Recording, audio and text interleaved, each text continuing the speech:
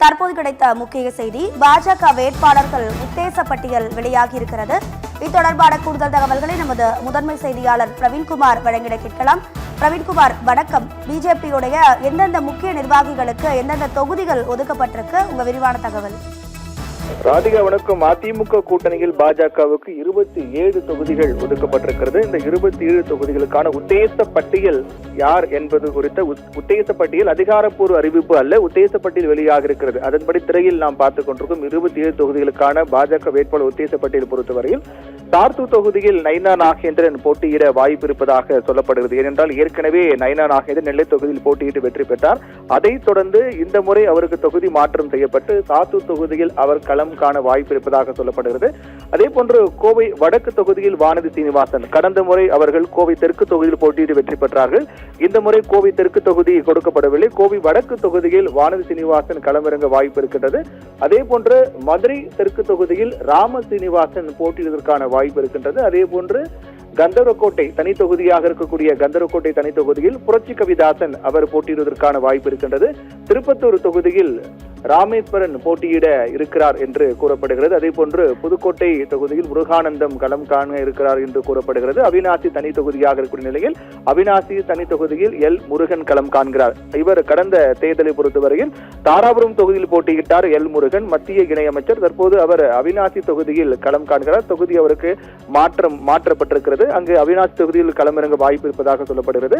அதன் தொடர்ச்சியாக மயிலாப்பூர் தொகுதியில் தமிழிசை சவுந்தரராஜன் போட்டியிட வாய்ப்பு இருப்பதாக சொல்லப்படுகிறது என்பதை விட அவர் போட்டியிடுவது கிட்டத்தட்ட உறுதியாகிவிட்டது. ஏனென்றால் இன்று எடப்பாடி பழனிசாமி தேர்தல் பிரச்சாரத்தை தொடங்கியிருக்கிறார். இன்று முதல் 1ஆம் தேதி வரை அவர் தொடர்ந்து தேர்தல் பிரச்சாரம் மேற்கொள்ள இருக்கக்கூடிய சூழ்நிலையில் முதல் தேர்தல் பிரச்சாரமே முதல் தொகுதியே அவர் மயிலாப்பூர் தொகுதியில் தான் பிரச்சாரத்தை மேற்கொண்டார். அதில் மிக முக்கியமாக தமிழிசை சவுந்தரராஜன் தன்னுடைய பிரச்சார வாகனத்தில் ஏற்றி அவருக்கு ஆதரவாக வாக்கு சேகரித்தார். இதன் மூலமாக கிட்டத்தட்ட உறுதியாகிவிட்டது என்றே சொல்லலாம். மயிலாப்பூர் தொகுதியில் தமிழிசை சவுந்தரராஜன் களம் காண்கிறார் என்பது உறுதியாகிவிட்டது. அவர் தேர்தல் பிரச்சாரம் தொடங்கிவிட்டார்கள், அந்த அளவுக்கு அது உறுதியாகிவிட்டது என்று சொல்லலாம். அதற்கு அடுத்து திருப்பூர் தெற்கு தொகுதியில் காடேஸ்வரா சுப்பிரமணி களம் காண இருக்கின்றார் என்று சொல்லப்படுகிறது.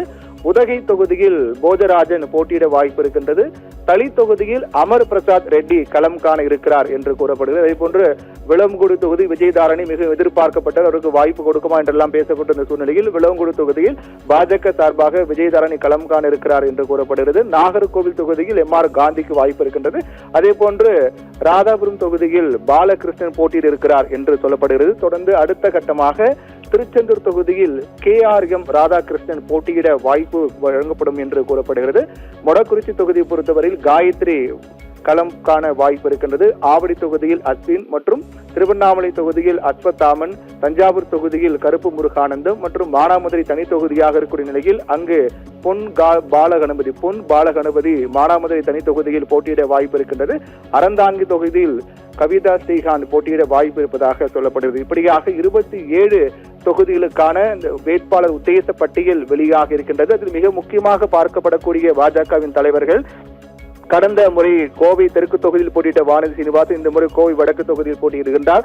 அதைத் தொடர்ந்து நைனா நாகேந்திரன் நெல்லை தொகுதியில் போட்டியிட்டார். தற்போது அவர் சாத்தூர் தொகுதியில் களம் காண்கிறார். அதே போன்று எல் முருகன் கடந்த முறை தாராபுரம் தொகுதியில் போட்டியிட்டவர் இந்த முறை அவிநாசியில் களமிற வாய்ப்பு இருப்பதாக சொல்லப்படுகின்றது. மேலும் திருச்செந்தூர் தொகுதியில் KRM ராதாகிருஷ்ணன் போட்டியிட வாய்ப்பு இருக்கின்றது. மொடக்குறிச்சி தொகுதியில் காயத்ரி, ஆவடி தொகுதியில் அஸ்வின் மற்றும் திருவண்ணாமலை தொகுதியில் அஸ்வத்தாமன், தஞ்சாவூர் தொகுதியில் கருப்பு முருகானந்தம், மானாமதுரை தனி தொகுதியில் பொன் பாலகணபதி போட்டியிட வாய்ப்பு இருக்கிறது. திருவாரூர் தொகுதியில் சங்கர் போட்டியிட இருப்பதாக சொல்லப்படுகின்றது. அதே போன்று ராசிபுரம் தனி தொகுதியாக இருக்கின்றது. அங்கு VP துரைசாமி போட்டியிட வாய்ப்பு இருக்கின்றது. பத்மநாபபுரம் பொறுத்தவரையில் உன்னிகிருஷ்ணன் போட்டியிட வாய்ப்பு இருப்பதாக சொல்லப்படுகிறது. குளச்சல் தொகுதியில் தர்மராஜ் மற்றும் ராமநாதபுரம் தொகுதியில் GPS நாகேந்திரன், வாசுதேவநல்லூர் தனி தொகுதியாக இருக்கிறது. அங்கு ஆனந்தன் ஐயாசாமி போட்டியிட வாய்ப்பு இருப்பதாக சொல்லப்படுகிறது. விரைவில் அதிகாரப்பூர்வ அறிவிப்பு வெளியாகும். கிட்டத்தட்ட நாம் தெரிவித்த வேட்பாளர்களுக்கு அங்கு போட்டியிட வாய்ப்பு இருக்கும் என்றுதான் எதிர்பார்க்கப்படுகிறது. இந்த 27 தொகுதிகளுக்கான உத்தேச பட்டியலை நாம் பார்த்தோம்.